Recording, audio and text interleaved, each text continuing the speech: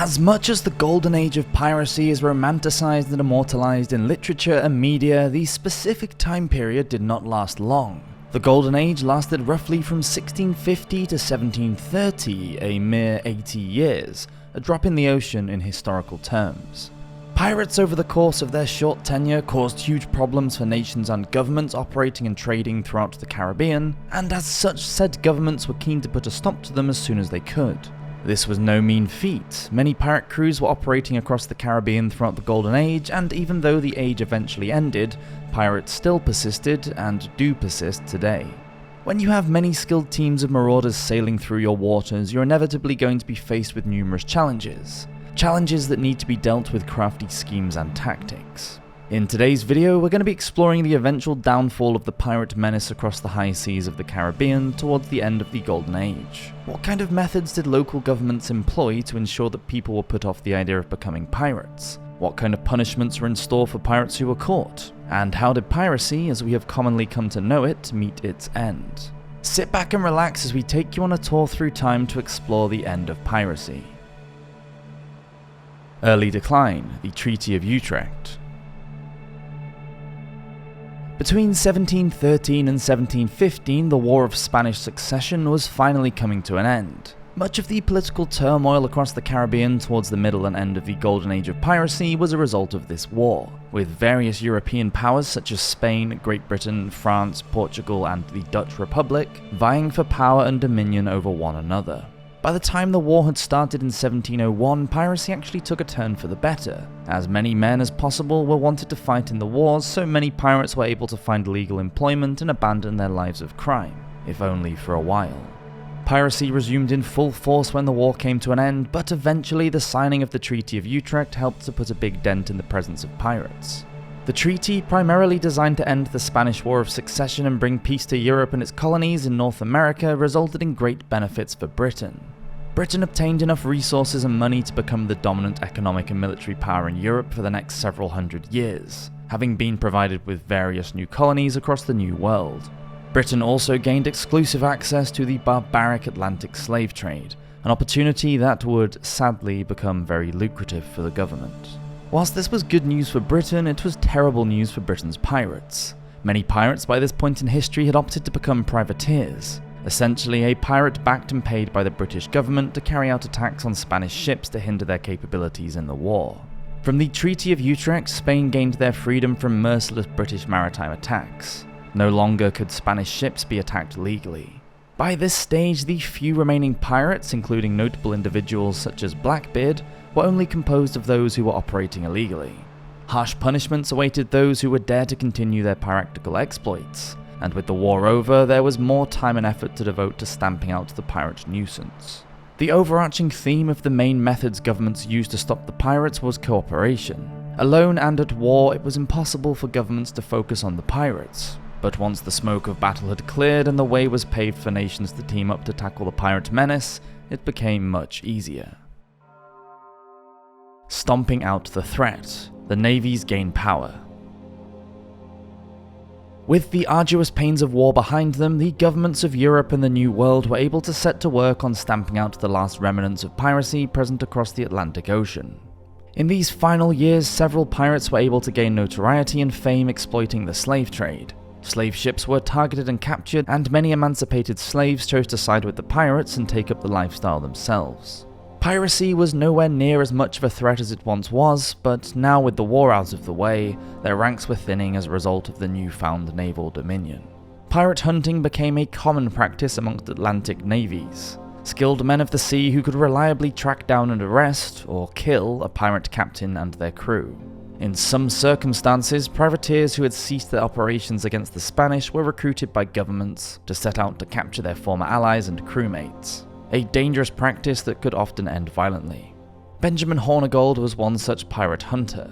In previous years, he had been a notorious and successful pirate, but opted to work for the British government towards the end of the Golden Age. He was in fact one of the pirate hunters that would attempt to apprehend Blackbeard. Across the Atlantic, pirates were cornered, stalked, ambushed, and killed. Some were brought into custody to await a likely sentence of execution, others were killed in battle. Bloody and dramatic battles began to wage across the waters of the New World, which ultimately ended in the demise of some of the most notorious pirates ever to live. Blackbeard himself was killed in battle on the 22nd of November 1718 at the hands of Lieutenant Robert Maynard, a naval officer who was skilled and experienced in tackling pirates and bringing them to justice.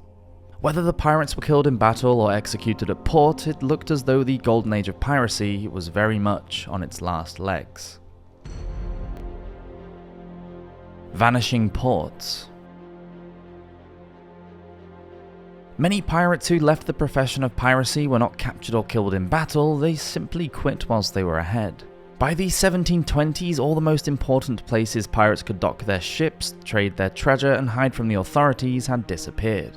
Port Royal was ravaged by a tsunami in 1692, Nassau was taken over by Governor Woodes Rogers, and many of the port towns across the mainland of North America were becoming more and more civilized.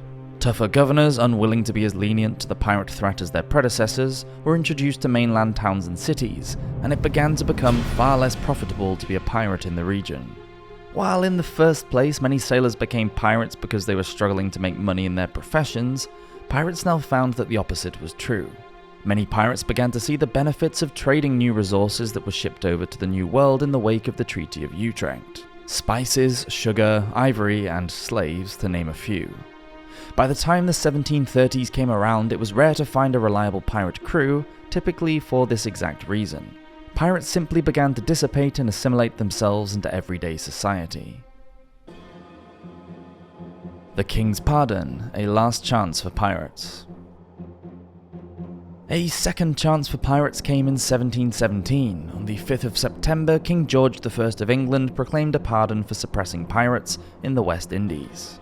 Essentially, what this meant was that any pirate who surrendered to any governor in the area would be guaranteed to walk free. They would not be arrested for their previous crimes so long as they did not commit any more. Word of this pardon did not reach the West Indies, so another one, almost identical to the first, was issued again in 1718. A pirate who accepted the king's pardon was given two options. Either they could take the pardon and return to a quiet life of honest work, or they could opt to become pirate hunters. There was still a large number of pirates who refused the pardon, or pirates who initially accepted but went back on their word. These pirates were now a priority for the hunters and navies to bring down, and the incentives to do so were high.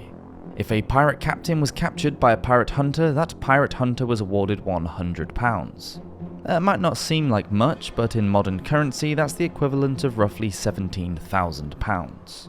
£40 was offered for any lieutenant or boatswain, which equates to roughly £7,000 in modern money. From there on out, bounties were placed on the heads of each and every pirate aboard the ship, right down to the most inexperienced newcomers to the trade. The governments were willing to stop at nothing to put a stop to piracy. Harsh punishments awaited captured pirates. Pirates were seen as enemies of the crown, and as you can probably imagine, this came with severe repercussions for those who were unlucky enough to get caught. Piracy was a lucrative trade, but one that forced you to lay your entire life on the line to take part in. If you were caught committing an act of piracy, the punishment almost always ended in your death. The most common method of executing a pirate was to hang them from their necks until they died, a ubiquitous method of execution throughout the historical world.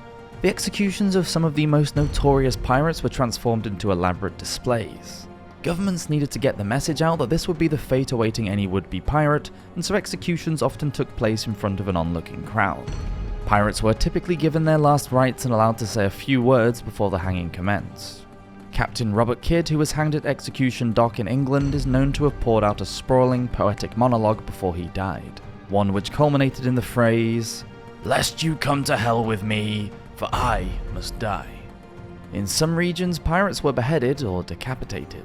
No mercy was shown to pirates who would dare to violate the laws of the crown, and so they often faced the chopping block.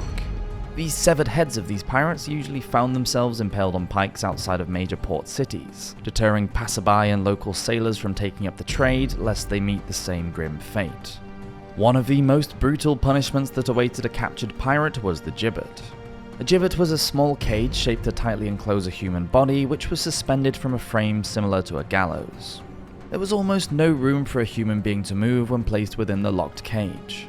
Gibbets could either force a human into a standing or crouching position, causing enormous degrees of distress and discomfort to those trapped within. Gibbets were often used to display the dead bodies of executed pirates to those living around port towns, but many pirates were placed in them while they were still alive. Gibbets were usually placed either next to docks, close to rivers, or on main roads, places where criminals operated in places of high traffic. Some gibbets were even hung in the sea, typically when the pirate inside was alive. When the tide would come in, the water levels would rise around the gibbet and the pirate within was drowned. A terrible fate awaiting those who were unlucky enough to experience it. Many pirates who died in gibbets were left there at the mercy of ravenous gulls and crows who would feast on their remains. Pirates were despised by the governments of the New World and Europe in the Golden Age, and as such, the authorities were keen to inflict as much discomfort and pain as possible to pirates that had been captured. Towards the end of the Golden Age, pirates who were sentenced to hang at the gallows were hung on extremely short ropes. Typically, when a person is hanged, it's not strangulation that kills them, but an abrupt breaking of the neck. A short rope would deny the pirate of this quick mercy, and they were left there as they passed, feeling the full brunt of this terrible execution method whilst they were still alive. As the pirates died, they would involuntarily flail their limbs around, twitching and breathing in the process. This was referred to eventually as the Marshal's Dance by those who attended the executions, due to the unsettling movements made by the condemned. Outro: The End of Piracy. By 1730, pirate crews were no longer commonplace.